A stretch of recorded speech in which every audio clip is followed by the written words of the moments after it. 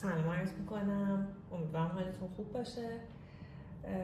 حضورتون هستم با آموزش تابلو خانم جوان. امیدوارم که آموزش خوبی باشه و بتونید ازش استفاده بکنید. در مورد طرح اولیه، ببینید بچه‌ها، من دیدم اینو برام چاپ عکاسی انجام دادن روی کاغذ مات. حالا شما میتونید روی کاغذ عکاسی براق هم چاپ بکنید. آموزش بعدی من با اون انجام میدم، ببینیم که کدوم بهتر میتونه باشه.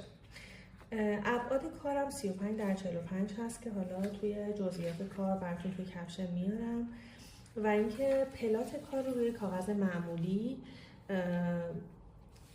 انجام میدم کنم برای اینه که در واقع روی عکس اصلی یه سری خطوطی ما میخوایم بکشیم برای اینکه طرح رو انتقال بدیم که عکس آسیب نبینه.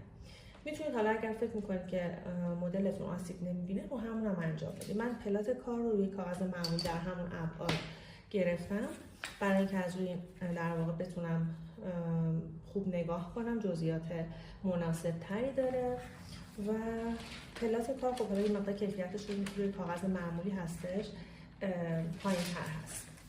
در مورد انتقال طرح بچه‌ها ببینید روش‌های مختلفی وجود داره که یکی از روش‌هایی که من خیلی به نظرم میاد استاندارد باشه این هستش که ما طرح رو خودمون روی کاغذ پوستی میکشیم و برای اینکه در واقع مقوامون، ببینید بچه‌ها من مقوامم آماده گذاشتم، دور کارش چسب زدم، چسب کاغذی رو زدم که انتهای کار برای تمیز بودن کار اینو ازش جدا کنم. شما میتونید که در واقع از این چسب تغییر کنید، چسب کاغذی روی میزتون یا هر جایی که هستش چسب رو باز کنید، چند بار بزنید و بردارید چسبش یه مقداری گرفته بشه که بعدا بتونید راحت تر جداش کنید. خب مقوام آماده هستش. برای اینکه اگه من میخوام طرح رو از همون اول روی مقوا بکشم ممکنه دستم برخورد داشته باشه یا اینکه کثیفی زیاد بشه، یه موقع پاک بخوام بکنم جایی اشتباه بشه.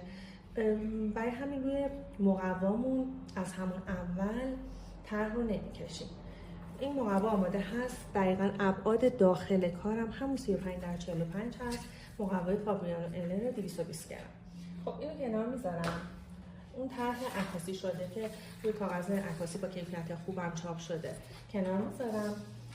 در مورد این پلات و این کاغذ پوستی، خب ما الان با اینا کار داریم. در واقع این شکلیه که ما طرحمون رو، من البته مقوا رو ترجیح میدم زیرش بذارم بچه‌ها بخاطر اینکه میز دیگه از سفیدیش کم هستش.